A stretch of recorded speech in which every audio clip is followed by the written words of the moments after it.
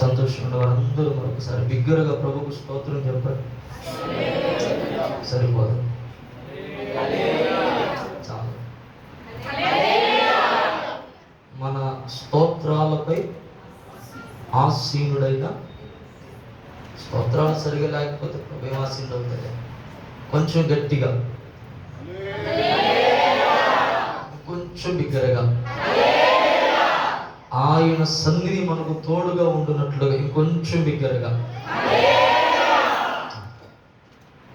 మీరు ఆగండి, మీరు చెప్పండి. పురుషులు మాత్రం చెప్పండి, గట్టిగా బిగ్గరగా. పురుషులు మాత్రం చెప్పండి ఒకసారి. స్త్రీలు మాత్రం చెప్పండి ఒకసారి. దేవునికి స్తోత్రం. మన ప్రభువును ప్రియ రక్షకుడునైన యేసుక్రీస్తు వారి శ్రేష్టమైన నామంలో మీ అందరికీ నా హృదయపూర్వకమైన వందనాలు తెలియజేస్తున్నాను. అందరికీ వందనాలమ్మా, అందరికీ వందనాలు. నేను కొత్త మొహలాగా ఉన్నాడు, వందనాలు పెట్టబోతున్నట్టుగా చదువుతున్నారు. పెట్టండి వందనాలు. నమస్కారానికి ప్రతి నమస్కారం, నమస్కారం అండి. ఏంటో మాట చెప్పట్లేదు. అందరికీ వందనాలు. మీ పక్కన వారు కూడా ఒకసారి వందనాలు చెప్పండి. దేవుడు మిమ్మల్ని దీవించునుగాక. మీ పక్కన ఉన్న వారితో దేవుడు మిమ్మల్ని దీవించునుగాక. షేకండి ఇచ్చి మళ్ళీ చెప్పండి ఒకసారి. నా ఇష్టంతో చెప్పండి అన్న. ప్రైజ్ లార్డ్, హల్లెలూయా. ఇప్పటి వరకు చాలా చక్కగా ప్రభువుని ఆరాధించాం, ప్రభు నామాన్ని మహిమపరిచాం, ప్రభు నామాన్ని కీర్తించి ఉన్నాం. కొద్ది నిమిషాలు దేవుని యొక్క వాక్యాన్ని మనం ధ్యానించుకున్నాం. ఎవరు కంగారు పడద్దు, నాకు మంచివాడిని వాక్యం. దేవునికి స్తోత్రం, హల్లెలూయా. మరి చదవబడినటువంటి వాక్య భాగంలో మత్తయి సువార్త 5వ అధ్యాయం ఈనాటి ధ్యానాంశములుగా చదవబడిన 3 వాక్య పఠనాల నుండి మత్తయి సువార్త 5వ అధ్యాయం 48వ వచనాన్ని మనం చదువుదాం. మీ పరలోకపు తండ్రి పరిపూర్ణుడు గనుక మీరును పరిపూర్ణులుగా. దేవునికి స్తోత్రం. అందరూ నాతో కలిసి చెప్పండి. మన పరలోకపు తండ్రి, నా పరలోకపు తండ్రి పరిపూర్ణుడు గనుక నేనును పరిపూర్ణుడుగా. మీరు కూడా డోని చెప్పారా? ఉండేదను. ఆమె చెప్తారు బిగ్గరగా. మీ పక్కన వారికి చేయించి మాటని చెప్పండి. మన తండ్రి పరిపూర్ణుడు గనుక మనము పరిపూర్ణులుగా ఉండినము. దేవునికి స్తోత్రం, హల్లెలూయా. మనం ఆరాధిస్తున్నటువంటి దేవుడు ఈ మధ్యాహ్నం మన స్తుతులకు పాత్రుడు, ఆరాధనకు యోగ్యుడు. అన్ని నామముల కన్నా ఉన్నతమైన నామము కలిగిన వాడు, సర్వలోకమును తన మాట చేత శాసిస్తున్నవాడు, పరిపాలిస్తున్నవాడు, ఏక చక్రాధిపత్యము కలిగినటువంటి నా యేసయ్య పరిపూర్ణుడు గనుక మీరును పరిపూర్ణులై ఉండుడి అని ఈ మధ్యాహ్నం ప్రభు మాట్లాడుతూ ఉన్నాడు. పరిపూర్ణత అంటే అర్థం ఏంటంటే చెప్పండి. ఇన్ ఇంగ్లీష్ బైబిల్లో రాయబడింది పర్ఫెక్ట్, టు బి పర్ఫెక్ట్. తెలుసుగా పర్ఫెక్ట్ అనే పదానికి అర్థం ఏంటో? మీకు తెలియని పదం ఏం కాదు ఇది. దేవునికి స్తోత్రం. పర్ఫెక్ట్ అంటే ఏంటి? అన్ని విషయాల్లో కూడా ఏ లోటు లేకుండా, ఎలాంటి లేమి లేకుండా, కరువు లేకుండా, సమృద్ధి కలిగి, సంతృప్తి కలిగి, అన్ని విషయాలలో వర్ధిల్లేవారే చెప్పాలి పరిపూర్ణులు. దేవునికి స్తోత్రం. గట్టిగా చెప్పండి హల్లెలూయా. అలా చెప్తున్నా, ఏ లోటు లేకుండా, ఏ లేమి లేకుండా, ఏ కొరత లేకుండా, అన్ని విషయాలలో వర్ధిల్లేవారే మాట్లాడాలి. అన్ని విషయాలు అంటే 3 మాటలు చెప్తా. ఆర్థికంగా, ఆత్మీయంగా, ఆరోగ్యంగా. చెప్పండి. ఆర్థికంగా, ఆత్మీయంగా, ఆరోగ్యంగా, అన్ని విషయాలు ఈ 3. ఆర్థికలేమి కనబడతా ఉంటది, కొంతమందికి ఆరోగ్యలేమి కనబడతా ఉంటది, కొంతమందికి ఆత్మీయలేమి కనబడతా ఉంటది. దేవునికి స్తోత్రం చెప్పండి. ఆర్థికలేమి, ఆరోగ్యలేమి ఉన్నవారు ఉండొచ్చు, ఉండకపోవచ్చు.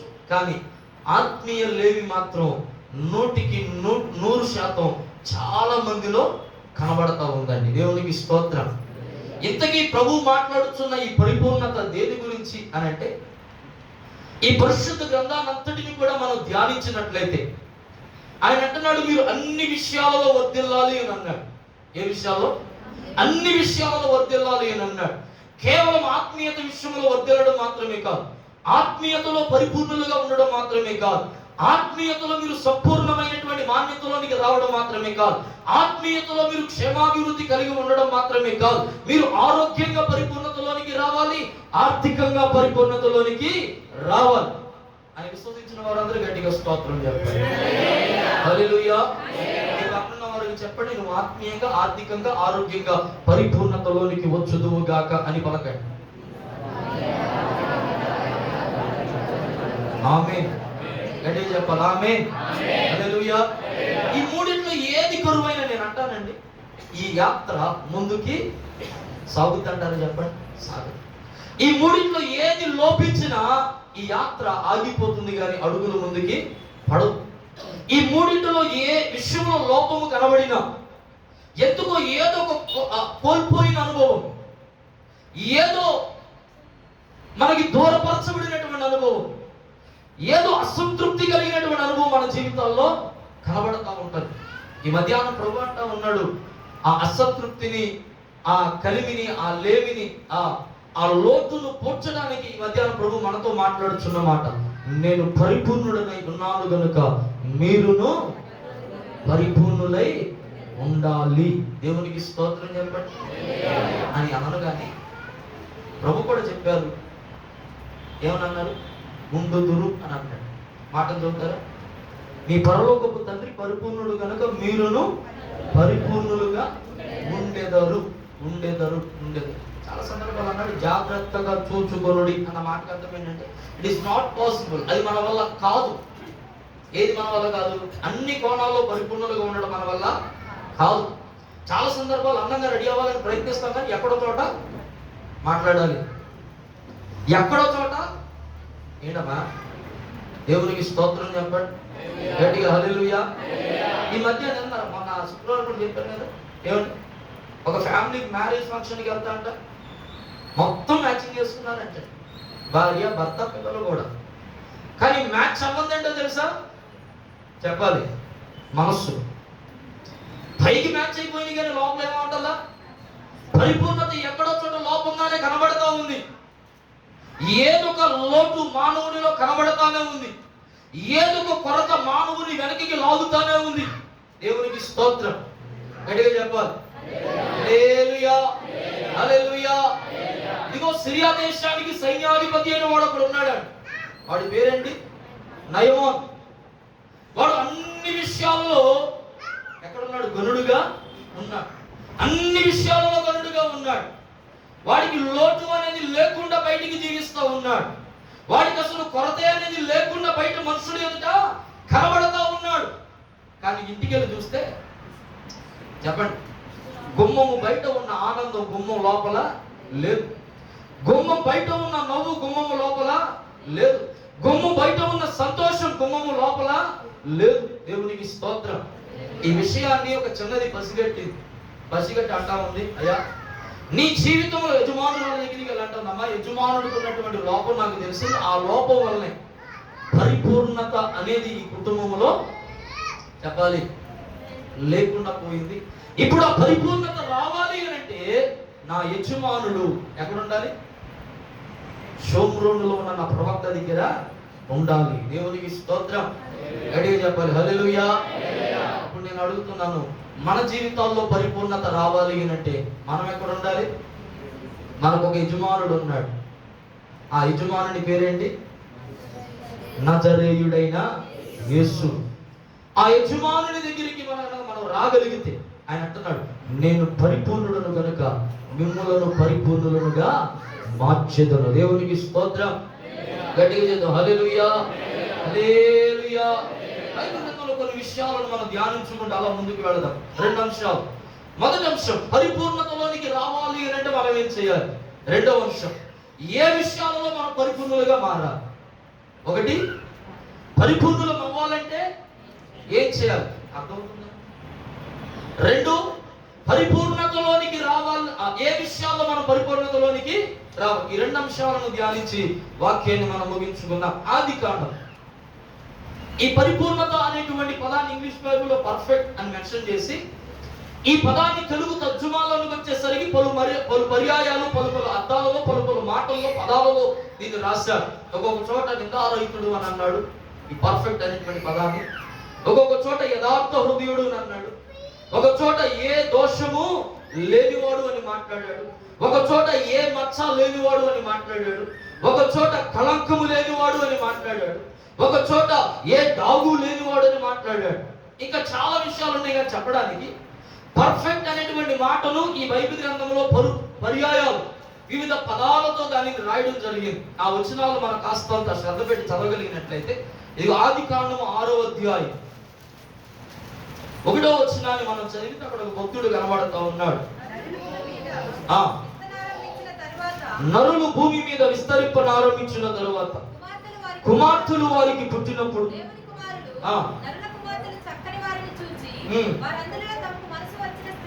వివాహము చేసుకొనిరి. అప్పుడు యెహోవా, నా ఆత్మ ఎల్లప్పుడూ ఎల్లప్పుడూ వాదించదు. వారు తమ అక్రమము విషయంలో నరమాతులై ఉన్నారు. అయినను వారి దినములు 120 ఏండ్లగునెను. ఆ దినములలో నెఫీలులను వారి భూమి మీద నుండిరి, తరువాతను నుండిరి. దేవుని కుమారులు నరుల కుమార్తెలతో పోయినప్పుడు వారికి పిల్లలను కనిరి. అలా చదువుతా. తర్వాత చదవండి 8వ వచనానికి రండి. అయితే నోవాహు యెహోవా దృష్టి యందు కృప పొందిన వాడాయను. 9.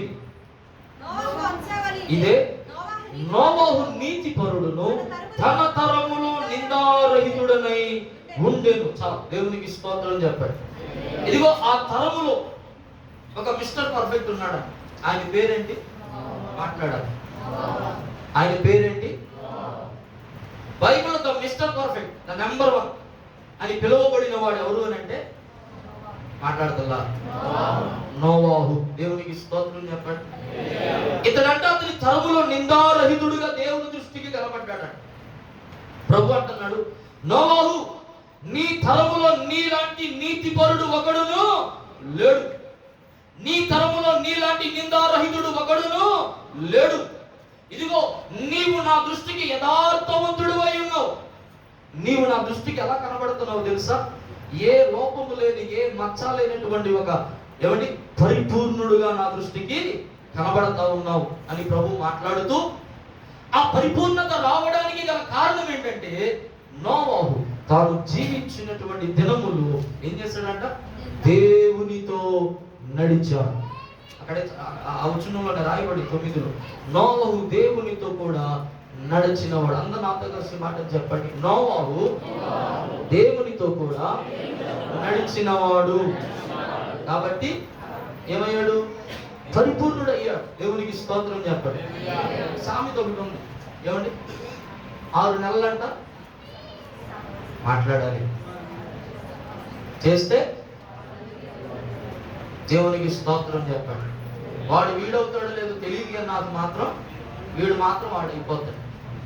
మనుషులతో సహవాసం చేస్తాడు. దేవునికి స్తోత్రం చెప్పండి. బాగుపడతాడో లేదో తెలియదు కానీ చెడిపోవడం మాత్రం 100% ఖాయం అన్నమాట.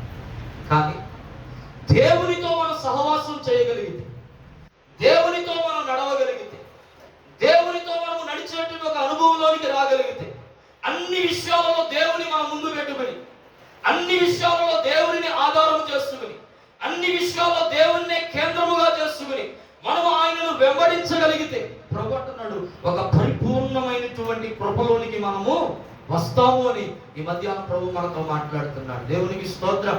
ఇదిగో నోవాహు దేవునితో నడిచే ఒక అనుభవంలో ఉన్నాడంటే, ఎవరితో నడిచే అనుభవంలో మాట్లాడాలి. ఎవరితో నడిచే అనుభవంలో? దేవునికి స్తోత్రం చెప్పండి. ఆ అగ్నిగుండములో 3 పడవేయబడ్డారు. రాజు వంగి వస్తున్నాడు అంట కదా, ఏమవుతున్నాయి, వీళ్ళు కాలిపోతున్నారు, అట్టగా ఉన్నారా, అసలు ఏం జరుగుతుందో అని చెప్పి ఆశించి తలని వస్తూ ఉంటే రాజుకి ఎంతమంది కనపడ్డారంటే 4 కనపడ్డారంట. వారితో నడిచిన వాడు ఎవరు? మాట్లాడాలి. షడ్రకు మేషకు అబేద్నెగోలతో నడిచిన దేవుడు ఈ మధ్య మనతో మాట్లాడుతున్న మాట్లాడి తెలుసా? నీతో కూడా నడవడానికి సిద్ధంగా ఉన్నాడు, నాతో కూడా నడవాలి, ఆయనతో కూడా నేను నడవాలి అని నమ్మిన వాళ్ళందరూ కూడా బిగ్గరగా చప్పట్లు కొట్టి ప్రభు నామాన్ని హల్లెలూయా. ఈ మధ్యాహ్నం ధైర్యపరుస్తూ ప్రభు మనతో మాట్లాడుచున్నమాట.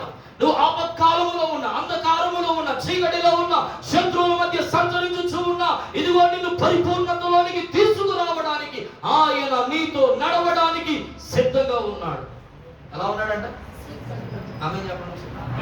హల్లెలూయా. పక్కన వారికి చెప్పండి గట్టిగా, ఆయన నీతో నడవడానికి సిద్ధంగా ఉన్నాడు.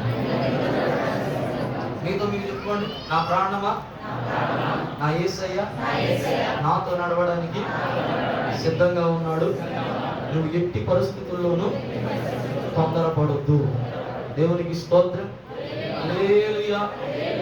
సౌలు దగ్గరికి వచ్చి ఎందుకు చేసావయ్యా ఈ పని అంటే, దేవుని ఎందుకు చేసావయ్యా ఈ పని అంటే సౌలు దగ్గరికి వచ్చి అంటాడు, ప్రవక్త రావడం ఆలస్యమైందయ్యా, ప్రజలు వెళ్ళిపోతున్నారు, ఏం చేయమంటావు మరి? ఏమన్నాడు? ప్రవక్త రావడం ఆలస్యమైంది, ప్రజలు చూస్తేనేమో వెళ్ళిపోతున్నా, ఆగలేస్తుందంట. అలాగే దేవునికి స్తోత్రం. ఏమవుతుందంట? ఆగలేస్తుంది, వెళ్ళిపోతున్నారు, ఏం చేయమంటావు?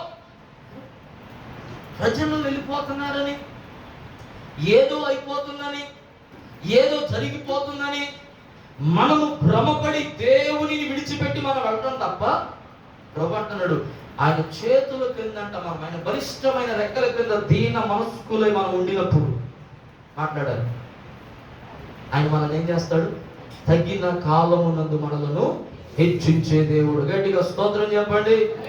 హల్లెలూయా, హల్లెలూయా. ఆయన మనతో నడిచేవాడు. మనము ఆయనతో నడవడం మొదలు పెడితే, ఒకటి పరిపూర్ణతలోనికి మనం రావడానికి అవకాశం ఉంది. నోవహు వలె. రెండవ మాట 17వ అధ్యాయము ఆదికాండము 1వ వచనం. అబ్రాము 99 ఏళ్ల వాడైనప్పుడు యెహోవా అతనికి ప్రత్యక్షమై, నేను సర్వశక్తిగల దేవుడును, నా సన్నిధిలో నడుచుచు నిందారహితుడవై ఉండుము. దేవునికి స్తోత్రం చెప్పాడు. ఇదిగో అబ్రహాము కూడా నోవహు తర్వాత దేవుని దృష్టికి ఒక మిస్టర్ పర్ఫెక్ట్ వాళ్ళు అనిపించాడంట. ఎవరు మాట్లాడాలి? అబ్రహాము. ఎందుకు అని అంటే ఇక్కడ ఒక కారణం రాశాడు. అబ్రహాం అంట దేవుని సన్నిధిలో ఎలా ఉన్నాడంట? ఎక్కడ నడుస్తూ ఉన్నాడంట? దేవుని సన్నిధిలో నడుస్తూ ఉన్నాడు. ఒక మాట జ్ఞాపకం చేస్తాను. 145వ కీర్తన 48వ కీర్తన చదవనవసరం అవసరం లేదు, కానీ తర్వాత చూడండి, అక్కడ అంటాడు కదా, నీ బలిపీఠం వద్ద ఉండుట నాకు ఇష్టమాయును అని అంటాడు. దేవునికి స్తోత్రం. ఏమంటాడండి? నీ బలిపీఠం వద్ద ఉండుట నాకు ఇష్టమాయును అని అంటాడు. దేవునికి స్తోత్రం చెప్పాడు. నేను అడుగుతున్నా, ఆయన బలిపీఠం వద్ద ఉండడం ఎంతమందికి ఇష్టం అండి?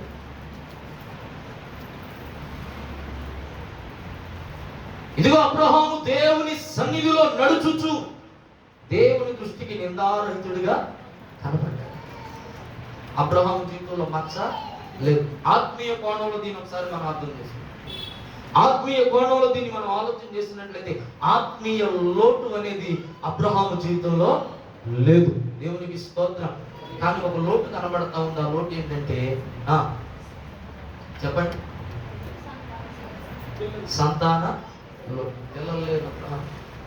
ఈ విషయంలో చాలాసార్లు బాధపడ్డాడు, చాలాసార్లు ఈ విషయంలో నిరాశ చెందాడు, నిస్పృహ చెందాడు.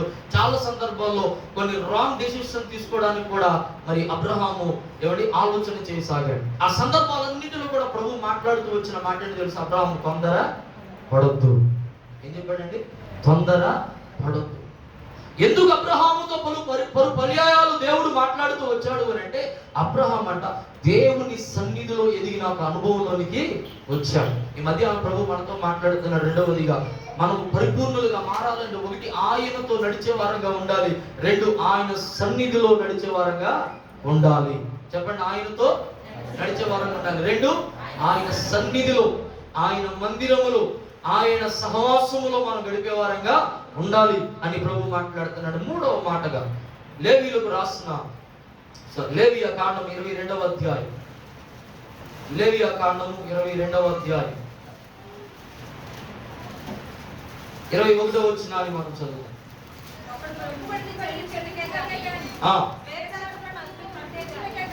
ఒకడు మొక్కుబడిని చెల్లించుటకే గాని స్వేచ్ఛార్పణము అర్పించుటకే గాని సమాధాన బలి రూపముగా గోవునైనను గొర్రెనైనను మేకనైనను యెహోవాకు తెచ్చినప్పుడు అది అంగీకరింపబడినట్లు దోషము లేనిదై ఉండవలెను, దానిలో కళంకమేదియు ఉండకూడదు. దేవునికి స్తోత్రం చెప్పండి. ఆనాడు ఇశ్రాయేలులో ఏదైనా పాపము కనబడతా ఉన్నట్లయితే ఆ పాపము ప్రజాతాపము లేదంటే పాప పరిహారము జరగడానికి వారు ఏం చేస్తారు అంటే వారి పశువుల్లో నుండి ఎద్దైనను మేకనైనను గొర్రెనైనను ఇంకా ఇక్కడ రాయబడుతున్నటువంటి మాట ప్రకారము గోవునైనను వాళ్ళు తీసుకుని వచ్చి దేవునికి దహన బలిగా అర్పించేవారు. ప్రభు దీనిని గురించి ప్రభు ముందుగానే మాట్లాడుతూ మీరు అర్పించేటువంటి అర్పణ ఎలా ఉండాలి అని అంటే అది కళంకము లేకుండా, మచ్చ లేకుండా, డాగు లేకుండా, ఇంకా కింది వచనాలు చదివితే అది కుంటిది అవ్వకూడదు, అది గుడ్డిది అవ్వకూడదు, ఇలా చాలా విషయాలు మాట్లాడుతూ వచ్చాడు. దేవునికి స్తోత్రం. ఆయన అన్నాడు ఆ అర్పణ ఎలా ఉండాలి అని అంటే పరిపూర్ణంగా ఉండాలి. దేవునికి స్తోత్రం చెప్పండి. అర్పణ పరిపూర్ణంగా ఉండాలి అని అంటే ప్రభు అన్నాడు దానిని మీరు అర్పించడానికంటే ముందే ఒకవేళ పరిపూర్ణత లేని అర్పణను మీరు తీసుకుని వచ్చిన దానిని నేను అంగీకరించను అని మాట్లాడుతూ ఆయన ముందుగానే చెప్తా ఉన్నాడు. మీరు అర్పణను తీసుకొచ్చే ముందే మీరేం చేసుకోవాలి? దానిని అర్పణను ఆ బలి పశువును జాగ్రత్తగా సరిచూసుకోవాలి అని ప్రభు మాట్లాడుతుంది. మూడవదిగా పరిపూర్ణత అనుభవంలోనికి మనం రావాలి అంటే ప్రభు మనతో మాట్లాడుతున్న మాట మనమంట స్వపరీక్ష చేసుకోవాలంటే ఇప్పటికప్పుడు. చెప్పండి, అందరూ మాట్లాడాలి. స్వపరీక్ష చూసుకోవాలి. ప్రభు అంటాడు కదా తను తాను విమర్శించుకుని వాడు తీర్పులోనికి రాడు. దేవునికి స్తోత్రం చెప్పండి. విమర్శించుకోవాలి మనం ఇప్పుడు ఉదయాన్నే లేచి ఎలాగైతే అద్దంలో మన ముఖాన్ని చూసుకుంటాము, లేదంటే బయటికి వెళ్ళేటప్పుడు ఎలాగైతే అద్దంలో మన ముఖంను పరిశీలన చేస్తుంది. ఎందుకు పరిశీలన చేసుకుంటాం? అమ్మా అందంగా కనబడాలనే కదా. ప్రభు అంటున్నాడు మీ అర్పణ కూడా నా దృష్టికి అందముగా కనబడాలి కనుక మీ అర్పణ ఎప్పుడైతే మీరు అర్పించాలనుకుంటున్నారో అప్పటికప్పుడల్లా మీరు ఏం చేయాలి?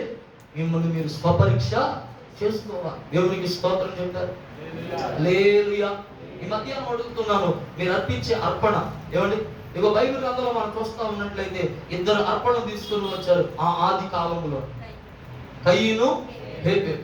ఆ ఇద్దరు అర్పణ తీసుకుని వచ్చి దేవునికి అర్పించి నేను అడిగే మనకు ప్రశ్న ఏంటంటే మీరు తెచ్చే అర్పణలో ఏదైనా లోపం ఉందా అని అంటే మాట్లాడు అమ్మా. అర్పణలో లోపం ఉందా? లేదు. హేబెలు శ్రేష్టమైన అర్పణని తెచ్చాడు, కయ్యూను కూడా శ్రేష్టమైన అర్పణను తెచ్చాడు. పుచ్చు కలిగినవి పాడైపోయినవి తీసుకురాలా, శ్రేష్టమైనవి తాను పండించినటువంటి పంటలో తొలి భాగాన్ని శ్రేష్టమైన అర్పణను తీసుకుని వచ్చాడు. కానీ అర్పణ తెచ్చే ముందు వారి మనస్సులు ఏమైపోయినాయి అంట? మారిపోయినాయి. కయ్యూను మనసు మారిపోయింది. హేబెలు అర్పణను తన మనస్ఫూర్తిగా దేవుని దగ్గరికి తీసుకుని వచ్చాడు, కయ్యూను తన మనస్ఫూర్తిగా అర్పణను దేవుని దగ్గరికి. అందుకే ప్రభు నువ్వు అర్పణను తీసుకుని వచ్చే ముందు ఏం చేయాలంట? ఎంతగా అర్పణ అంటే ఏంటి మాట్లాడి. అర్పణ అంటే ఏంటి?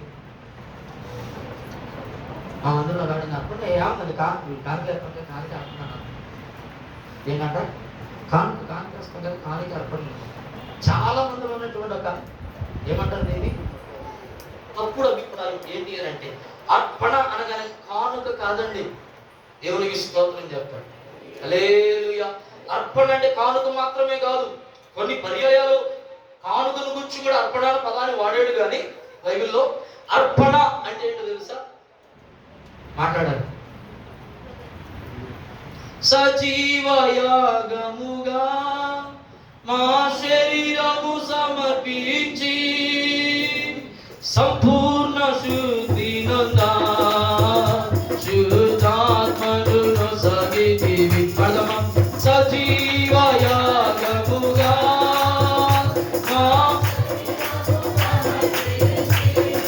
సంపూర్ణ శుద్ధి నొందా శుద్ధాత్మను సగితివి.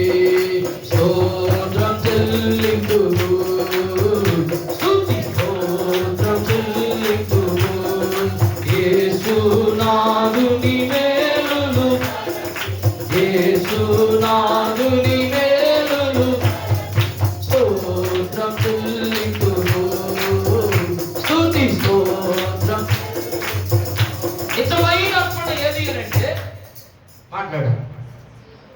శరీరమే సజీవ యాగముగా దేవునికి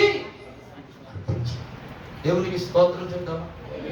ఈ శరీరాన్ని సజీవ యాగముగా దేవునికి అర్పించాలంటే నువ్వు ఒక పరిపూర్ణత అనుభవంలోనికి రావాలి అనంటే, ఆ యేసుక్రీస్తు మాదిరిగా జీవించాలి అనంటే, పౌలు అంటున్నాడు చూసారా, నేను క్రీస్తును పోలి నడుచుకుని ఉన్న ప్రకారము మీరు నన్ను పోలి నడుచుకోనండి. ఇదిగో మీరు క్రీస్తుని ఎలాగైతే చూస్తున్నారో నన్ను చూచిన ఎడల నాలో కూడా మీకు క్రీస్తు కనబడతాడు. ఆయనలో ఉన్న పరిపూర్ణత నాలో మీకు కనబడుతుంది. ఆయనలో ఉన్న సంపూర్ణత నాలో మీకు కనబడుతుంది. ఆయనలో ఉన్న ప్రేమ, ఆయనలో ఉన్న క్షమ, ఆయనలో ఉన్నటువంటి కృప నాలో కూడా కనబడుతుంది. ఆయనను నేను ఎలాగైతే వెంబడించానో, నో డౌట్ ఎట్ ఆల్, మీరు నన్ను వెంబడించిన క్రీస్తును వెంబడించినట్లే అని ధైర్యంగా చెప్పగలిగాడు పౌలు గారు. దేవునికి స్తోత్రం, హల్లెలూయా.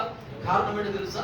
సజీవ యాగముగా పౌలు తను తాను అర్పించుకున్నాడు. సజీవ యాగముగా దేవుని పాదాల ఎదుట ఆయన తను తాను అర్పించేసుకున్నాడు. ఇక వెనుతిరిగి చూడలేదు. ఇంకా చాలా సందర్భాల్లో పౌలు గారి గురించి అలా మాట్లాడారు. అరే, నువ్వు అసలు రోమా ప్రభుత్వపు సిటిజన్షిప్ అధికారాన్ని కలిగి ఉన్నావు, నీకు మంచి ఆస్తి ఉంది, నీకు మంచి హోదా ఉంది, ఇంత గొప్ప ఆధిక్యతను వదిలిపెట్టేసి ఎందుకు వాళ్ళతో తిట్లు తింటావు, ఎందుకు వాళ్ళతో కొట్టించబడతావు, ఎందుకు వాళ్ళతో హింసించబడతావు, ఎందుకు ఈ స్థితి అని అంటే పౌలు గారు అన్నారు. ఏమన్నారు?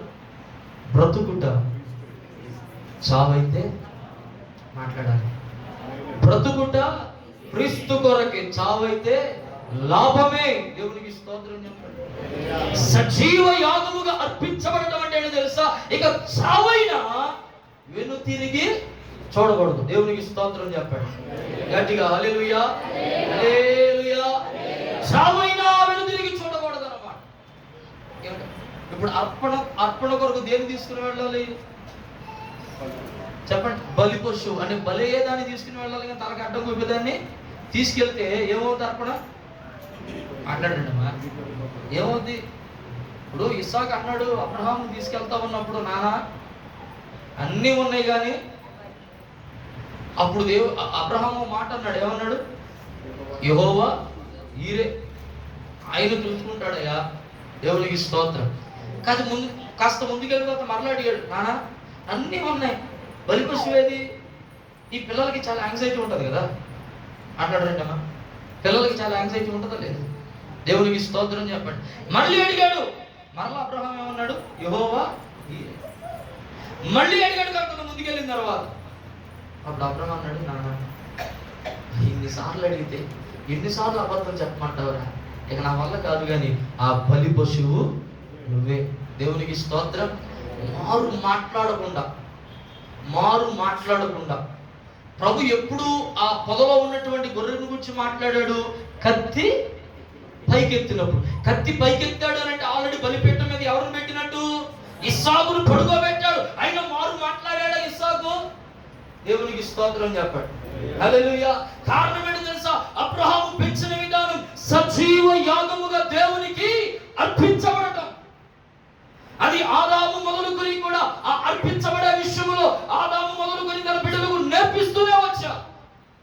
సజీవ యాగముగా దేవునికి మనం అర్పించబడాలి. అర్పించబడే ముందు మనల్ని మనం ఏం చేసుకోవాలి? పరీక్ష చేసుకోవాలి. దేవునికి స్తోత్రం చెప్పండి. స్తుతించడానికి ముందు మనం పరీక్ష చేసుకోవాలి. ప్రభువును ఆరాధించడానికి ముందు ఒక మాట ప్రభుతో చెప్పాలి. అయ్యా, నేను ఆరాధిస్తా ఉన్నాను, ఆరాధించుచూ ఉండగా నీ కృపను పొందుకున్నట్లుగా, నీ మహిమను చూచుకున్నట్లుగా, నీ అభిషేకమును పొందుకున్నట్లుగా ఒకవేళ నాలో ఏదైనా హేయకరమైనది ఉంటే దయతో క్షమించమని నువ్వు ఆరాధన మొదలుపెట్టి నీ చేయగా ప్రభు దర్శనాన్ని నువ్వు పొందుకుంటావు. లేకపోతే మాట్లాడాలి, ఆశీర్వాదానికి బదులుగా శాపము దిగి రావడానికి అవకాశము ఉంది. దేవునికి స్తోత్రం చెప్తారా గట్టిగా, హల్లెలూయా. అందుకే ప్రభు మాట్లాడాడు, నన్ను ఆరాధించువారు ఆత్మతోను సత్యముతోను. ఎంతమంది ఆరాధిస్తున్నారండి ఆత్మతో సత్యంతో? పక్కనోడు కళ్ళు మూసారా లేదని చూసి మనం కళ్ళు మోస్తాం, పక్కనోడు చేయెత్తారా లేదని చూసి మనం చేయెత్తుతాం, పక్కనోడు చేతులు దించారా లేదని చూసి మనం ఆత్మపూర్ణతతో మనం నింపబడితే పక్కనోడు గురించి అసలు పట్టించుకోం. దేవునికి స్తోత్రం చెప్పండి. హల్లెలూయా. మా సంఘంలో తల్లి ఉందండి, ఆరాధన అయిపోయిన తర్వాత కూడా 10 నిమిషాలు చేతులు ఎత్తే ఉంటుంది అనమాట. ఆ దగ్గరికి వెళ్ళి ఎవరన్నా అమ్మ ఆరాధన అయిపోయింది కూర్చోమంటే కూర్చోండి. కారణం ఏంటో తెలుసా? ఇక మన లోకంలో ఉండదు, మన దేశంలో ఉండదు. ఇక వెళ్ళిపోతుంది ఎక్కడికి? యోహాను కనుక పద్మాస దీపంలో పరమావశికి వెళ్ళిపోయినట్లుగా దేవునికి స్తోత్రం చెప్పండి. అలాంటి అనుభవాలలోనికి మనము రావాలి. దేవునికి స్తోత్రం చెప్పండి గట్టిగా. హల్లెలూయా. పాడుతున్నామంటే పాడటం కాదు, చప్పట్లు కొడుతున్నామంటే చప్పట్లు కొట్టడం కాదు, ఆరాధిస్తున్నామంటే ఆరాధించడం కాదు. ఇక్కడికి వచ్చిన ఆరాధకులు లేచి నిలబడండి అంటే లేచి నిలబడడం కాదు. వాయిద్యాలు ఉద్వేగపూర్వకముగా వాయిస్తా ఉన్నప్పుడు, ఉజ్జీవంగా వాయిస్తా ఉన్నప్పుడు ఏదో ఒక ఆవేశానికి మనం లోనవడం కాదు. దేవునికి స్తోత్రం అన్న, క్షమించండి. దేవునికి స్తోత్రం గట్టిగా. హల్లెలూయా, హల్లెలూయా. ప్రభు అంటున్నాడు, నువ్వు ఆరాధించున్నప్పుడు 1 నిమిషము నీవు స్వపరీక్ష చేసుకుని, ఒకవేళ కడగబడవలసినది, విలువబడవలసినది, మార్చబడవలసినది, వదిలివేయబడవలసినది ఏదైనా ఉంటే దానిని వదిలి మనం ప్రభువుని ఆరాధించగలిగితే నిశ్చయముగా దేవుడు మనల్ని ఎక్కడికి నడిపిస్తాడంట? పరిపూర్ణతలోనికి నడిపిస్తాడు. అట్టి గొప్ప కృప దేవుడు మనకు దయచేయును గాక. ప్రభువుని ఆరాధించుచున్నప్పుడు ఆయన శక్తితో నింపబడుదుము గాక. ప్రభువుని ఆరాధించుచున్నప్పుడు ఆయన మహిమతో నింపబడుదుము గాక. ఏ మత్స కళంకము లేని వారమే ప్రభువుని ఆరాధిస్తూ ఉండగా ఆయన తన ఉన్నతమైన కృపను మనకు చూపును గాక. అన్ని విషయాల్లో ప్రభు మనల్ని వర్ధిల్లింప చేయును గాక. గట్టిగా చప్పట్లు కొడుతూ ప్రభు నామాన్ని హల్లెలూయా, హల్లెలూయా. 1 దేవునితో నడిచే అనుభవం, 2 ఆయన సన్నిధిలో నడిచే అనుభవం, 3 మనల్ని మనము స్వపరీక్ష చేసుకోవాలి. ప్రతిరోజు మనం దేవునికి స్తోత్రం చెప్పండి. ఒక మాట అడుగుతాం, దయచేసి ఏమనుకోనంటే, అమ్మ అర్థం చూసుకున్న వారం రోజులు అయిందన్న ఒకసారి చేద్దాం. తెల్లారికాల సాక్షులు ఇచ్చారు, నేను ఈనాడు ఇచ్చారు. అర్థంలో మొహం చూసుకుని వారం రోజులు అయిందన్నాడు. ఒకవేళ అర్థం లేకపోయినా ఈ మధ్య వచ్చింది కెమెరా ఓపెన్ చేసి మరి దేవునికి స్తోత్రం చెప్పండి గట్టిగా. హల్లెలూయా. నేను తప్ప మాట్లాడాను, మా పిల్ల ఎవరన్నా బాధపడుతుంది క్షమించండి. ఉదయాన్నే లేచి అర్థం చూసుకునే వారు ఎవరైనా ఉన్నారా? అమ్మా బయటికి వెళ్ళేటప్పుడు అర్థంలో చూసుకునే వారు ఎవరైనా ఉన్నారా? మన శారీరకమైన అందం కొరకే మనం ఎన్నిసార్లు అద్దం ముందు నిలబడతా ఉంటే, ఆత్మీయ అందం కొరకు మనం ఎన్నిసార్లు దేవుని వాక్యం ఎదుట మనము పరీక్ష చేసుకోవాలి. దేవునికి స్తోత్రం. ఆయనతో పరిపూర్ణతలోనికి మనం వచ్చి ఆయన ఎదుట శక్తి గల వారు మగనట్లు, ఆయన ఎదుట నిలవబడినట్లుగా ఎన్నిసార్లు వాక్యమైన అర్థంలో మనలను మనము చూచుకుంటూ పరీక్ష చేసుకుంటూ మనను మనం మార్చుకోవలసిన స్థితి. దేవునికి స్తోత్రం. అవసరం ఉందంటారా? ఇదేది నాకు అవసరం లేదన్నట్టు చూస్తున్నాయి. అవసరం ఉందంటారా లేదంటారా? మాట్లాడాలి. దేవునికి స్తోత్రం. రెడీ చేద్దాం. హల్లెలూయా. 4వ మాట యోబు గ్రంథం 1వ అధ్యాయం ఉంటుంది. స్తోత్రం.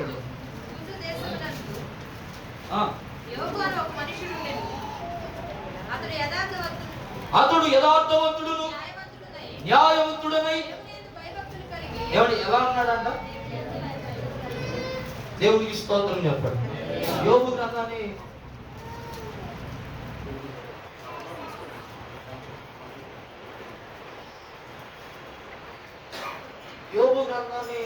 ఎవరు రాస్తారు ఇప్పటి వరకు?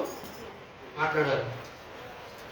ఇంకొక ప్రాముఖ్యమైనటువంటి మాట ఏంటంటే, బైబిల్ గ్రంథంలో రాయబడినటువంటి పుస్తకాలన్నింటిలో కూడా మొట్టమొదటిగా రాయబడిన గ్రంథం యోబు గ్రంథం అనేటువంటిది ఇప్పటి వరకు థియాలజికల్ గా ఉన్నటువంటి మాట. అయితే ఎవరు రాస్తారో తెలియదు కాబట్టి సాక్షాత్తు దేవుడే మాట్లాడుతున్న మాట మనం చదవగలిగితే ఇంకా శ్రేష్టంగా ఉంటది. 8వ వచనం చదవండి. అందుకు యెహోవా, నీవు నా సేవకుడైనా, నీవు నా సేవకుడైనా, అందరూ కలిసి నాది మాట చెప్పండి. నీవు నా సేవకుడైనా, ఈ మాట నాతో చెప్పండి. నా సేవకుడైనా. పౌలు గారికి చాలా మంది శిష్యులు ఉన్నారు. పౌలు గారికి చాలా మంది శిష్యులు. కొరింథీకి వెళ్తే కొరింథీయుల సంఘానికి పెట్టాడు, అక్కడ శిష్యుని పెట్టాడు. ఎఫెసీకి వెళ్తే అక్కడ సంఘానికి అక్కడ శిష్యుని పెట్టాడు. గద్దెలకి వెళ్ళాడు, అక్కడ గద్దెలు 4 ఊర్లో సంఘానికి పెట్టాడు. 4 సంఘాల్లో శిష్యుని పెట్టాడు. వెళ్ళిన చోటల్లా సంఘం కడతాం, ఒక సహవాసాన్ని ఏర్పాటు చేయడం, అక్కడ శిష్యుని పెట్టడం. దేవునికి స్తోత్రం. ఇలా పౌలు గారి ఆ యాత్రలో ఎంతో మంది పౌలు గారికి శిష్యులుగా మార్చబడ్డాడు, ఎంతో మందిని శిష్యులుగా మార్చాడు. అయితే ఇంతమంది శిష్యుల్లో కేవలం ఇద్దరిని మాత్రమే నా కుమారుడు అని సంబోధించాడండి పౌలు గారు. ఇద్దరిని మాత్రమే. దేవునికి స్తోత్రం చెప్పాడు. నా నిజమైన కుమారుడా అని సంబోధించాడు. ఇద్దరిని మాత్రమే. ఎవరో తెలుసా? తిమోతి, తీతు. చెప్పండి, తిమోతి, తీతు. వీళ్ళిద్దరి నుంచి మాట్లాడుతుంటాడు.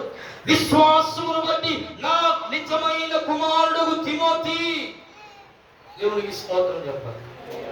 ఎవరంట? నా నిజమైన, అందరూ చెప్పండి మాట, నా నిజమైన.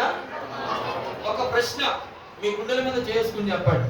ఒకవేళ ప్రభువే కనుక ఉన్నపాటు మీ మధ్యాహ్న కాల సమయంలో మన మధ్య ప్రత్యక్షమై నా నిజమైన కుమారుడా అని పిలవాలి అంటే మీరు ఎంతమంది సిద్ధంగా ఉన్నారు?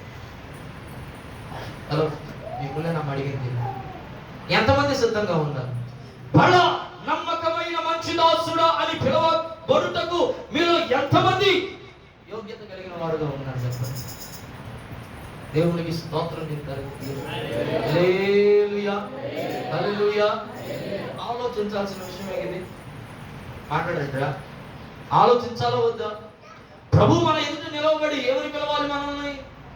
వాళ్ళ నమ్మకమైన ఆ పేరు మనకి రాకపోతే అంటున్నాడు, మూడో వాడితో వీడిని తీసుకుని వెళ్ళి చెరసాల్లో పడేయండి రబ్బాయి అని అన్నాడు. ఎవరిని? గుట్టతో దాచేటట్టు చూసారా? దేవునికి స్తోత్రం చెప్పాలి గట్టిగా. హల్లెలూయా. చాలా మంది తలాంతులు గుంట తీసి దాచి పెడతా ఉంటారండి. ఎన్ని తలాంతులు పాట పాడమంటే దేవుడికి మంచి స్వరాన్ని ఇచ్చాడమ్మా. దేవుడు మంచి టాలెంట్స్ ఇచ్చాడు నీకు, మంచి తలాంతులు ఇచ్చాడు నీకు. దేవునికి స్తోత్రం చెప్పాలి గట్టిగా. హల్లెలూయా, హల్లెలూయా. ఇంటికాడా అదే బాత్రూంలోనా మీరు మామూలుగా పాడమా? మందిరంలో పాడడానికి ఎందుకంత సిగ్గు మరి?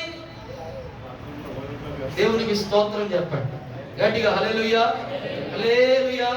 ఈ పిల్లలు కనుక అలవాటు అయిపోయిన వాళ్ళ మధ్య అలవాటు చేసేస్తూ అలవాటు కాని వాళ్ళు ఎవరు ముందుకు వచ్చి నిలబడితే అసలు మాకేం తెలియదు అన్నట్టు సైని సప్పు లేకుండా సైలెంట్గా ఉంటారు చూసారా? వీళ్ళంత డిసిప్లిన్ స్టూడెంట్స్ ఎవరో ఉండరు అన్నట్టుగా ఏమంటే ఎంత యాక్ట్ చేసేస్తారో అది అలవాటు అయిన వాళ్ళ మధ్య గట్టిగా చెప్పాలి. ఎంత అలా చేస్తారండి, ఎంత బాగా చేసేస్తారు, మీదకి ఎక్కేస్తారు, కరిగేస్తారు, కొలిసేస్తారు. దేవునికి స్తోత్రం చెప్పాలి గట్టిగా. హల్లెలూయా, హల్లెలూయా. ప్రభు సన్నిధిలో మన టాలెంట్స్ మనం వాడాలి, మన తలాంతులను మనము వాడాలి. ఇది ఇక్కడ అంటా ఉన్నాడు, నా సేవకుడైన యోబు. ఈ మధ్యాహ్నం మనం రావాల్సిన ఒక అనుభవం ఏంటి చెప్పనా? దేవుని చేత నా బిడ్డ, నా కుమారుడు అని మనం పిలువబడగలగాలి. దేవునికి స్తోత్రం, హల్లెలూయా. ఒకవేళ అలా పిలవబడకుండా చేసేటువంటి భక్తి ఏదైతే ఉందో, ఏమని సభాపూర్వకంగా చెప్తున్నాను, ఆ భక్తి నిష్ప్రయోజనమైనది కానీ ఏ విధమైనటువంటి లాభాన్ని మనకు సమకూర్చదు. దేవునికి స్తోత్రం, హల్లెలూయా. చేస్తే గీస్తే భక్తి చేస్తే గీస్తే నేను అంటాను, ఒక పరిపూర్ణత కలిగినటువంటి, నిష్ట కలిగినటువంటి, యథార్థత కలిగినటువంటి, నీతి కలిగినటువంటి భక్తి చేసి చూడండి, దేవునికి ఆశీర్వాదాలను మనం చూస్తాం. దేవునికి స్తోత్రం. నమ్మినోడు గట్టిగా స్తోత్రం చెప్పండి. హల్లెలూయా. పగలు చెప్పారు కదా, ధోనిలను పై పైన నడిపించొద్దు. ఎక్కడ నడిపించాలంట? లోతులలో నడిపించండి. కారణం ఏంటి?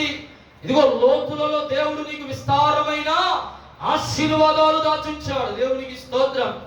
లోతైన జలములలో లోతున వినబడు స్వరమా, లోబడుటను నేర్పించి లోపంబులు సవరించి. పదమా. లోతైన జలములలో లోతున వినబడు స్వరమా, లోబడుటను నేర్పించి లోపంబులు సవరించి.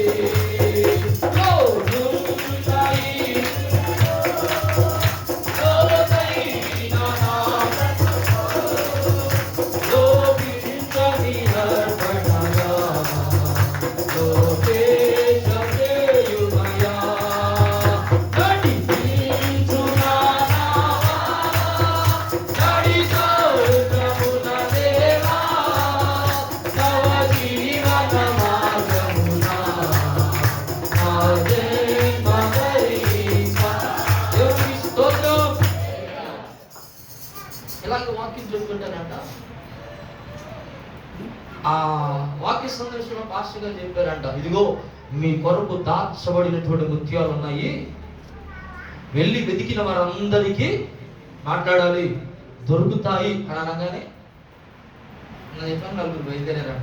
దేని కోసం? దాచబడిన ముత్యాల కోసం. వాళ్ళ ఇంటి పక్కన ఫస్ట్ ప్రారంభించింది ఎక్కడ తెలుసా? జనరల్గా ముత్యాలు అనగానే ఎక్కడ కనబడితే నీళ్ళలో కదా, జనరల్గా అర్థం చేసుకునే మాట నీళ్ళలో కదా. పక్కన మురికాలు ఉంటే దిగేసింది. ఎందుకు దొరికితే సరే మురికాలు ఉంటే దిగేశాడు, దొరకల. ఆ పక్కన పంట కాలం ఉంటే దాంట్లో దూకేది, అక్కడ దొరకల. ఆ పక్కన ఇంకో పెద్ద కాలం ఉంటే దాంట్లో దూకేది, అక్కడ దొరకల. వీళ్ళకి ఎతికి ఎతికి ఎతికి ఎతికి ఎతికి ఎతికి నిరాశ వచ్చేసి పాస్టర్ దగ్గరికి వచ్చి అడిగారంట, ఏంటి దొరుకుతాయి అన్నారు కదా, ఎక్కడ దొరుకుతాయి, ఏంటి విషయం చెప్పండి బాగా అన్నారంట. ఎతికేం కానీ ప్రయోజనం ఏమీ లేకపోయింది. మాకు ఇప్పుడు ముత్యాలు కావాలి, ఎక్కడ దొరుకుతాయి అని అంటే ఆయన అన్నాడంట, మీరు లోతైన జలములలో. ముత్యాలను సాధారణంగా దొరకవు. ఎక్కడ దొరుకుతాయి ముత్యాలు? కొనుక్కోవడం ఈజీగా షాప్కి వెళ్ళి, కానీ వాటిని సంపాదించాలంటే, వాటిని వెతికి తీసుకురావాలంటే, ఆ ముత్యాలను ఆ సముద్రపు లోతుల నుండి బయటకు తేవాలని అంత సాధ్యమైన పని, సాధారణమైన పనేమి కాదు. దేవునికి స్తోత్రం చెప్పండి. హల్లెలూయా. నీకు ముత్యాలు దొరకాలని ఆశ కలిగి ఉన్నావు, ప్రభు అంటున్నాడు నీ ధోనిను లోతునకు నడిపించాలంట. ఎక్కడికి? ముత్యాలు ఎదిగేవారు ఎక్కడ ఎదుగుతారన్నా? సముద్రపు అడుగు భాగములలోనికి వెళ్ళి అక్కడ వెతుకుతారు ముత్యాలు. పై ఎదిగితే దొరకవమ్మా. పై ప్రార్థన చేస్తే ఆశీర్వాదాలు రావు, పై భక్తి చేస్తే దీవెనలు రావు, పై భక్తి చేస్తే పరిపూర్ణులుగా మారం. ఇది ఇక్కడ ప్రభు మాట్లాడుతూ అంటా ఉన్నాడు. ఎవడి? యోబు ఎలాంటి వాడు తెలుసా? సాక్షాత్తు దేవుడే యోబును గురించి సాక్ష్యం ఇస్తా ఉన్నాడు. ఏమంటున్నాడు? నా సేవకుడైన యోబు. చెప్పండి. అలాంటి కృపలోనికి మనమందరము వచ్చుదుముగాక. దేవుని చేత నా కుమారుడా అని మనమందరము పిలువబడుదుముగాక. దేవుని చేత నమ్మకమైన మంచి దాసుడు అని మనమందరము పిలువబడుదుముగాక. దేవుని చేత నా నిజమైన కుమారుడా అని మనం పిలువబడుదుముగాక. దేవునికి స్తోత్రం చెప్పండి. హల్లెలూయా అని మాట్లాడుతూ యోబును గురించి చెప్పినటువంటి విషయం ఏంటంటే, యోబు యథార్థవంతుడు. ఎవరంట? ఆయన పరిపూర్ణుడు అని మాట్లాడుతూ ఉన్నాడు. ఆయనలో ఏ లోపము లేదు అని మాట్లాడుతూ ఉన్నాడు. ఆయనలో ఏ మచ్చ లేదు అని మాట్లాడుతూ ఉన్నాడు యోబు గురించి. దేవునికి స్తోత్రం. కారణం ఏంటి అని అంటే, ఒకటి, దేవుని యందు భయభక్తులు కలిగిన వాడుగా ఉన్నాడంటండి. రెండు, చెడుతనమును విసర్జించడం. చెప్పండి. దేవుని యందు భయభక్తులు కలిగిన వాడుగా ఉన్నాడు. రెండు, చెడుతనమును విసర్జించాడు. ఒకటి, ఏం చేయాలి? దేవునితో నడవాలి. రెండు, ఆయన సన్నిధిలో నిలవాలి. మూడు, స్వపరీక్ష చేసుకోవాలి. నాలుగు, భయభక్తులను కలిగి ఉండాలి. ఐదు, చెడుతనమును విసర్జించాలి. దేవునికి స్తోత్రం చెప్పండి. ఏ విషయానికైనా ఎస్ అని చెప్పడం చాలా ఈజీ, అంటే నో అని చెప్పడం చాలా. హలో, మీ స్నేహితులు ఎవరైనా మీ దగ్గరికి వచ్చి ఏమైనా సినిమాకి వెళ్దాం రారా అన్నారు అనుకోండి, ఎస్ అని చెప్పడం చాలా ఈజీ, త్వరగా చెప్పేయగలం. కానీ నో అని చెప్పడానికి ఎన్ని ఆలోచనలు అడ్డుపడతాయో మనకి, ఎంత సందేహిస్తామో. ముఖం మీద రాత్రి చెప్పుకున్నట్లుగా ఐగుప్తులో ఉన్నటువంటి ఒక అనుభవం ఏంటి? వారు నోరు తెరిస్తే అబద్ధాలాడే అనుభవం అంటే ఐగుప్తులో. వీళ్ళు నోరు తెరిస్తే చాలు, ఇంకా ఇగో నోరు తెరిచి ఈరోజు నేను మందిరానికి వెళ్ళాలి, నేను ఎక్కడికి రాను అని చెప్పడానికి చాలా ఆలోచనలు అడ్డుపడతాయని ప్రభు మాట్లాడుతూ ఉన్నాడు. దేవునికి స్తోత్రం. గడి చెప్పాలి. హల్లెలూయా. ప్రభు అన్నాడు, నువ్వు అన్ని విషయాలలో వర్ధిల్లతో నుండి పరిపూర్ణతలోనికి రావాలి అని అంటే, ఐదవ మాట, చెడుతనము నువ్వేం చేయాలంట? విసర్జించాలి. అసలు దాని జోలికి వెళ్ళకూడదు. యోసేపు పారిపోయినట్లు మనం కూడా ఏం చేయాలి? చెడు నుండి, పాపము నుండి దూరంగా పారిపోవాలి. అట్టి కృప దేవుడు మనందరికీ దయచేయును గాక. ఇది మొదలుకొని చెడుతనమును విసర్జించుదుము గాక. దేవుని యందు భయభక్తులు కలిగి నడుచుదుము గాక. స్వపరీక్ష చేసుకుని వల్ల మనము ఆ తీర్పు నుండి తప్పించబడు నిమిత్తమై దేవుని సన్నిధిలో వాక్యమైన అర్థములు ప్రతిరోజు చూచుకుందుము గాక. ఆయన సన్నిధిలో ప్రతిరోజు సమయాన్ని గడుపుదుము గాక. దేవునికి స్తోత్రం. గట్టిగా హల్లెలూయా. దేవునితో నడిచే అనుభవంలోనికి మనము వచ్చుదుముగాక. దేవునికి స్తోత్రం చెప్పండి. గట్టిగా హల్లెలూయా. దావీదు ఏంట్రా నీకు ఆ ధైర్యం అని అన్నారు. అప్పుడు దావీదు అన్నాడు, యెహోవా జీవము తోడు. ఆయన ఎక్కడో లేడు, ఆయన ఎక్కడున్నాడంట? నాతో, నాలో, నా పక్కనే. దేవునికి స్తోత్రం చెప్పండి. ఇది నమ్మినవాడు. ఆయన నాతో, నాలో ఉన్నాడు అని అన్నవాడు అందరూ కూడా గట్టిగా చప్పట్లు కొడుతూ ప్రభు నామాన్ని మహిమపరచండి. హల్లెలూయా, హల్లెలూయా. ఈ పరిపూర్ణులుగా మారాలంటే మనం ఏం చేయాలంటే చెప్పండి ఒకసారి. ఒకటి, మాట్లాడాలి, ఆయనతో నడవాలి, ఆయన సన్నిధిలో ఉండాలి, స్వపరీక్ష చేసుకోవాలి, భయభక్తులు కలిగి ఉండాలి. మీకు కష్టమైన మరొక మాట చెప్తారండి, దీంట్లోనే చెప్పొద్దు అనుకున్నా కానీ చెప్తారు. ఇది అసలు ఒప్పుకోని మాట, మనం ఎవరు ఒప్పుకోం కూడా. ఒక యవనస్తుడు వచ్చాడంట, ప్రభు దగ్గర వచ్చి అడిగాడంట, అయ్యా నేను పర్ఫెక్ట్ అవ్వాలంటే ఏం చేయాలి? ఆయన అన్నాడంట, నీ ఆస్తున్నంత అమ్మేసి పేదలకు ఇచ్చేసినట్టు వెంబడించాలని అన్నాడంట. అందుకే నాన్న కష్టం కదా మరి. ఏమా దేవునికి స్తోత్రం చెప్పండి. ఇప్పుడు పేతురు యోహానుడు అందరూ ఏం చేశారు? వలను విడిచిపెట్టేశారు, దోణులు విడిచిపెట్టేశారు, యేసుని వెంబడించారు.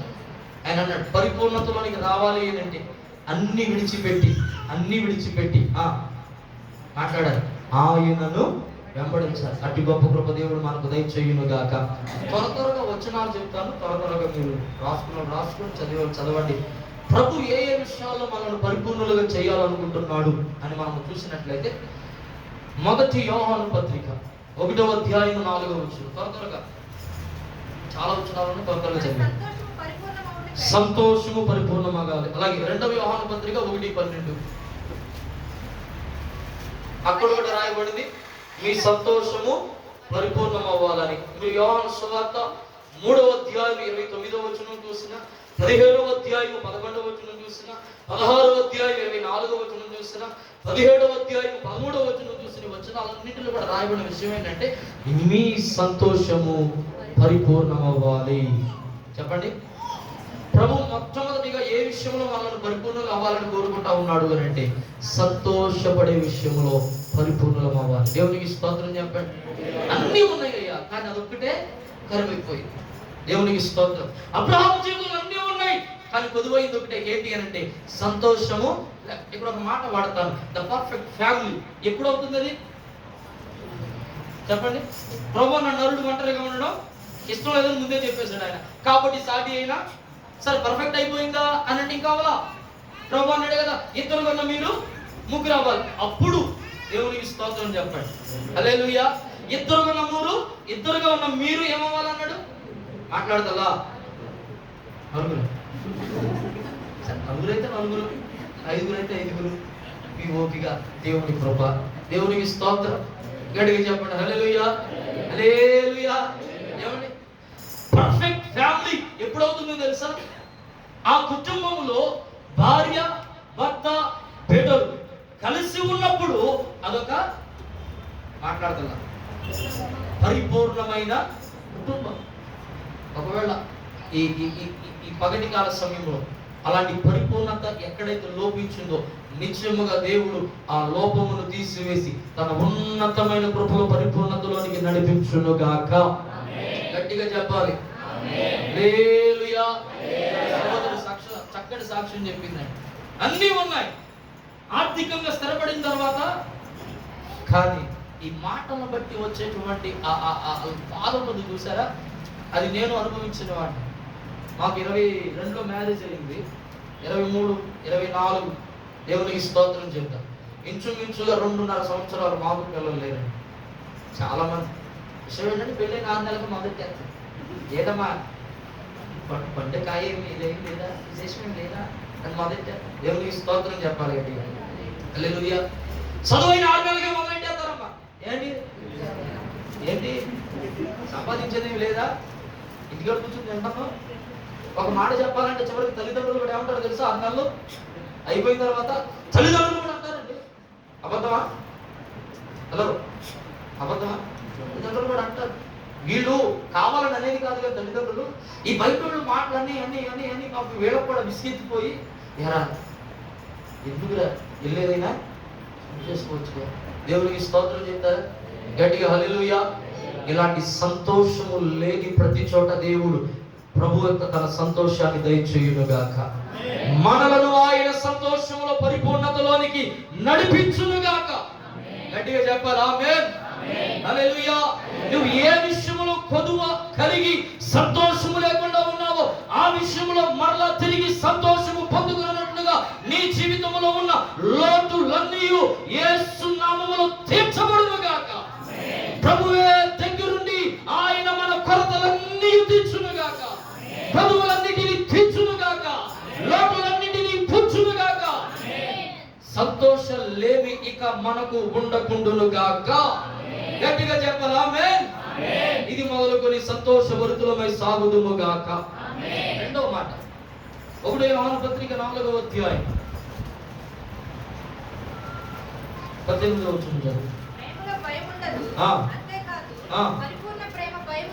పరిపూర్ణమైన ప్రేమ. రెండవదిగా మనం దేనిలో పరిపూర్ణం అవ్వాలంట మాట్లాడాలి. దేవునికి స్తోత్రం. ప్రేమలో పట్ట ఇది ఏ ప్రేమ తెలుసా చెప్పాలి. దేవునికి స్తోత్రం. ప్రేమ దేవుని ప్రేమ శాశ్వతమైనది, మత్సరపడనిది, డంబములేనిది. ప్రేమ దేవుని ప్రేమ. దేవునికి స్తోత్రం. ఏ ప్రేమ అంట? మత్సరము లేనటువంటి ప్రేమ, డంబము లేనటువంటి ప్రేమ, బాగు లేనటువంటి ప్రేమ, శాశ్వతమైన ప్రేమ. ప్రేమలో ఆ ప్రేమలో ఏమీ లేదు, పక్షపాతము లేదు, ఆ ప్రేమలో ఏమీ లేదు, భేదము లేదు.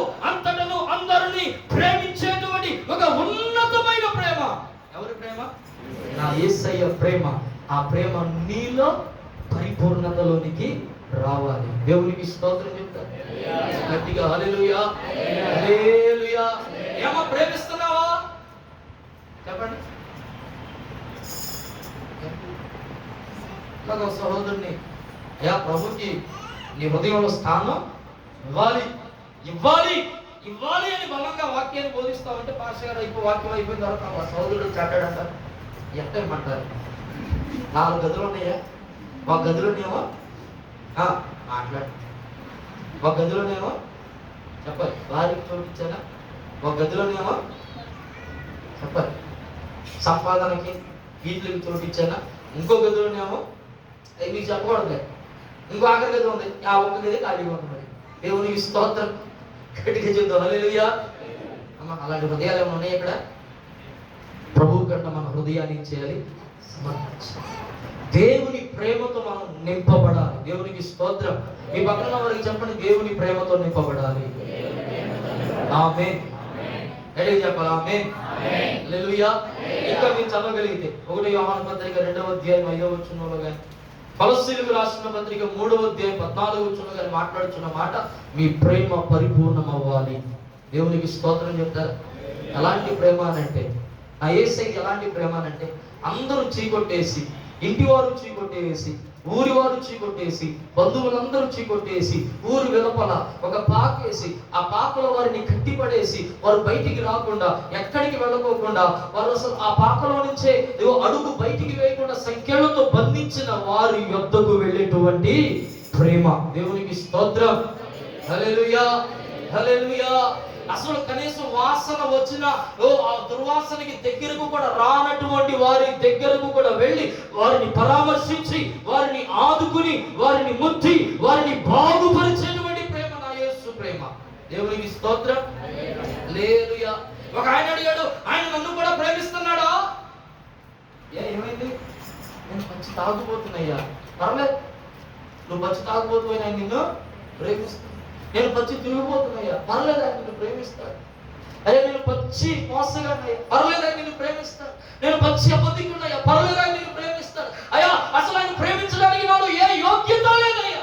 లేదు లేదు, యోగ్యతను చూసి ప్రేమించే దేవుడు నా దేవుడు కాదు. దేవునికి స్తోత్రం. నీ పరపతిని చూసి ప్రేమించే దేవుడు కాదు, నీ రంగును చూసి ప్రేమించే దేవుడు కాదు ఆయన. నువ్వు ఎలా ఉన్నానో సరే. దేవునికి స్తోత్రం. ఆయనట తన హస్తములలో నిన్ను ఎత్తుకుని లాలించేటువంటి ప్రేమించేటువంటి దేవుడు. ఆ దేవుని ఒకసారి గట్టిగా బిగ్గరగా చప్పట్లు కొడదామా? అంతేనా? హల్లెలూయా, హల్లెలూయా. అంత గొప్ప ప్రేమ ఆ ప్రభు అంటున్నాడు, ఈ ప్రేమను నేను కలిగి ఉన్నాను, ఆ ప్రేమను మీరు కలిగి ఉండండి, ఆ ప్రేమను కాస్తంత పరిపూర్ణతలోనికి నడిపించాలి. మూడవ మాట యాకోబు పత్రిక 2వ అధ్యాయం 22వ వచనం. త్వరగా చదవండి.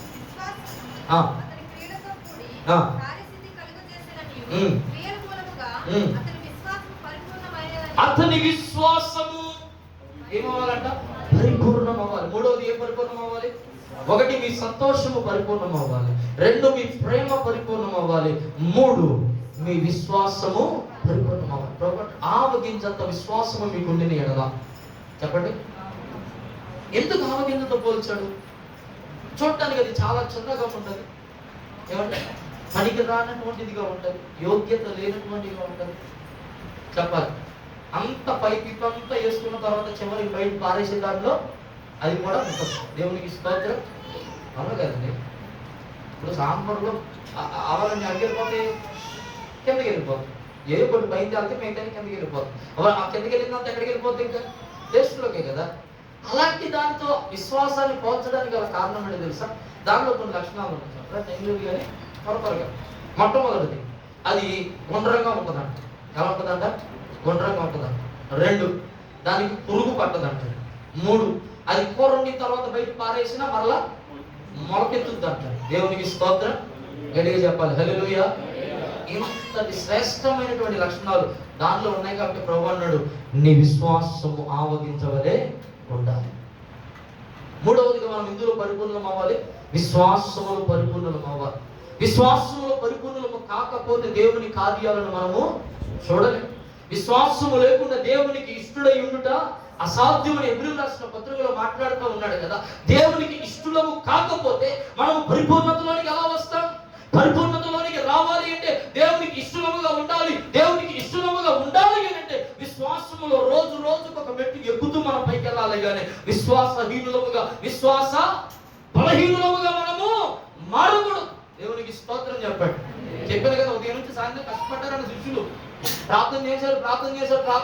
ప్రభువునాడు సాయంత్రం వచ్చి విశ్వాసము లేని వారు అని అన్నాడు. అవిశ్వాసులారా అని పిలిచేశాడు. దేవునికి స్తోత్రం చెప్పండి. 2.5 సంవత్సరాలు మందిరంలో 2.5 సంవత్సరాలు యేసుక్రీస్తు ప్రభుతో పాటు తిరుగుతూ అంతమంది జనాల్లో పట్టుకుని అవిశ్వాసులారా అంటే అర్థం కలగ. 2.5 సంవత్సరాలు యేసు ప్రభుతో పాటు తిరిగారు కదా వాళ్ళు. తిరిగిన తర్వాత వీళ్ళు గొప్పవాళ్ళని, వీళ్ళకి విశ్వాసం గల వారిని బలహీనం తీసుకుని వస్తే వాళ్ళ బలహీనని బలపరచబడలేకపోయారు కదా. ఇప్పుడు ప్రభు వారందరిలోనే ఆ శిష్యుని పట్టుకుని ఏమంటున్నాడు? మాట్లాడాలి. ఎలా ఉంటుంది? 2 సంవత్సరాలు వెనక తిరిగినా ఈ తిట్లు మాత్రం మాకు తప్పలేదు. దేవునికి స్తోత్రం చెప్పండి. మా విశ్వాసము సరైనది కాకపోతే ప్రభు కూడా ఒక రోజున అందరి ముందు మనల్ని అలాగే పిలుస్తాడు. దేవునికి స్తోత్రం చెప్తారా? కాబట్టి మూడవదిగా విశ్వాసములో మనము పరిపూర్ణులం అవ్వాలి. ఈ మాటకి 1వ కొరింథీయులకు రాసిన పత్రిక 13వ అధ్యాయం 2వ వచనం, హెబ్రీయులకు రాసిన పత్రిక 10వ అధ్యాయం 22వ వచనం మాట్లాడుతూ ఉన్నాడు, మీ విశ్వాసము పరిపూర్ణం అవ్వాలి. 4వ మాట హెబ్రీయులకు రాసిన పత్రిక 6:12 చదవండి. హెబ్రీయులకు రాసిన పత్రిక 6వ అధ్యాయం 12వ వచనం.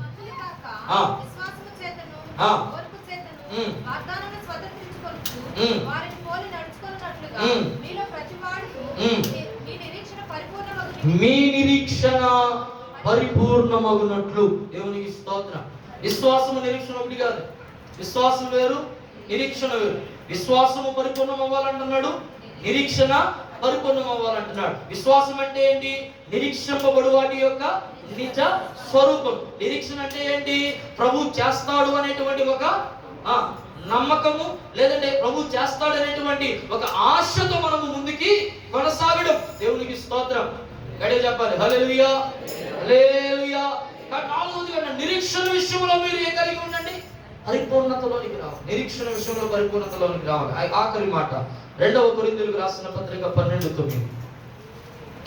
రెండవ కొరింథీయులకు రాసిన పత్రిక, అందుకు నా కృప నీకు చాలు. నా శక్తి, ఏ శక్తి అంట? మన శక్తి కాదండి, మన బలము కాదు. చెప్పాలి, ఏ శక్తి? దేవుని శక్తి మనలో పరిపూర్ణము కావాలి. ఏ ఏ విషయాలు పరిపూర్ణతలోనికి రావాలి? సంతోషము, ప్రేమ, విశ్వాసము, నిరీక్షణ, దేవుని శక్తి. కొంచెం కొంచెంగా ఉంది దేవుని శక్తి. ప్రభు అన్నాడు, ఆ శక్తిని పరిపూర్ణతలోనికి తీసుకురండి. దేవునికి స్తోత్రం, హల్లెలూయా. ఈ మధ్యాహ్నం ప్రభు మాట్లాడుతున్నమాట, నేను పరిపూర్ణులను కనుక మీరును పరిపూర్ణులై ఉండండి. ఏ కోణాల్లో? అన్ని కోణాల్లో మనం పరిపూర్ణులుగా మారాలి. ఆత్మీయంగా, ఆర్థికంగా, ఆరోగ్యపరంగా. దేవునికి స్తోత్రం చెప్పండి, హల్లెలూయా. నిశ్చయముగా దేవుడు అతి గొప్ప కృప మనకు దయచేయును గాక. ఆత్మీయంగా పరిపూర్ణులుగా మారుదుము గాక, ఆర్థికంగా పరిపూర్ణులముగా మారుదుము గాక, ఆత్మీయంగా పరిపూర్ణులముగా మారుదుము గాక, ఆరోగ్యపరంగా పరిపూర్ణులముగా మారుదుము గాక, సంతోష విషయంలో పరిపూర్ణులమవుదుము గాక, ప్రేమ విషయంలో పరిపూర్ణులమవుదుము గాక, విశ్వాస విషయంలో పరిపూర్ణులమవుదుము గాక, నిరీక్షణ విషయంలో పరిపూర్ణులమవుదుము గాక, దేవుని శక్తి విషయంలో మనము పరిపూర్ణతలోనికి వచ్చుదుము గాక. దేవునికి స్తోత్రం. మీలో చాలా మంది దేవుని శక్తిని చాలా తక్కువగా వస్తూ ఉన్నారు. ప్రభు అంటున్నాడు, ఇదిగో నా శక్తి మీలో పరిపూర్ణమవ్వాలి. ఎలాంటి శక్తి అది? మరణాన్ని జయించగలిగిన శక్తి. దేవునికి స్తోత్రం. ఆయన అంటాడు, నేను సజీవుడను కనుక మీరును, నేను పరిశుద్ధుడను కనుక మీరును. దేవునికి స్తోత్రం చెప్పాడు గట్టిగా, హల్లెలూయా, హల్లెలూయా. నేను మరణాన్ని జయించాను కనుక అట్లా మీరును. నోరు తెరవండి. నేను మరణాన్ని జయించాను కనుక, నేను సమాధిని జయించాను కనుక, నేను అపవాదిని జయించాను కనుక, ఇవన్నీ జరగాలంటే దేవుని శక్తి మనలో ఏమైపోవాలి? పరిపూర్ణతలోనికి రావాలి. మోకరిద్దాం, ప్రార్థన చేద్దాం. దేవుడి గొప్ప కృప మనకు దయచేయును గాక. ఆమేన్. ఒక మాట ఈ మధ్యాహ్న కాలం ముందు ప్రభువుని అడుగుదాం, అయ్యా నీ శక్తి నాకు కావాలి నాయన. ఇన్నాళ్ళు నా శక్తి నేను ఆశ్రయించాను, ఇన్నాళ్ళు నా శక్తి నేను చాలనుకున్నాను. నా కుటుంబ విషయంలో, నా ఉద్యోగ విషయంలో, నా ఆత్మీయ జీవిత విషయంలో, నా ఆరోగ్యపరమైన విషయంలో నా శక్తి చాలనుకున్నానయ్యా. నా శక్తి చాలనుకున్నాను. ఈ శక్తి చాలు అనుకుని భ్రమపడి నీ శక్తిని ఆశ్రయించలేకపోయాను నాయన. నా బలము చాలనుకుని నీ బలమును నేను ఆశ్రయించలేకపోయాను యేసయ్య. నా జ్ఞానము చాలనుకుని నీ జ్ఞానమును ఆశ్రయించలేకపోయాను నాయన. అయ్యా ఈ మధ్యాహ్నం నీ పాదములను పట్టుకుంటూ ఉన్నాను ప్రభు. నీ శక్తి నాకు కావాలి నాయన. నీ శక్తి నాకు కావాలి నాయన. నీ శక్తి నాకు కావాలి నాయన. నీ శక్తితో నన్ను నింపండి నాయన. నీ ప్రభావముతో నన్ను నింపండి నాయన. నీ కృపతో నన్ను నింపండి నాయన.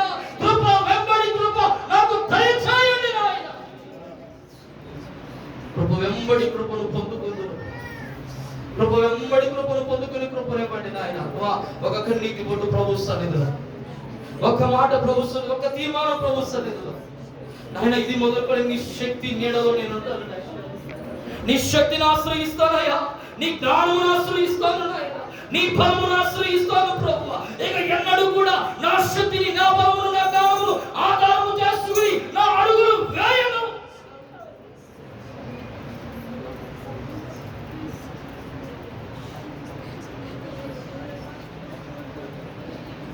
నాడు నా శక్తిని ఆశ్రయించాలి కనుక నేనేమి సాధించలేకపోయాను. సంతోషం లేదు, సమాధానం లేదు, నెమ్మది లేదు, ప్రేమలో సఫలత లేదు, ఎక్కడ పరిపూర్ణత కనబడటలేదు నాయన.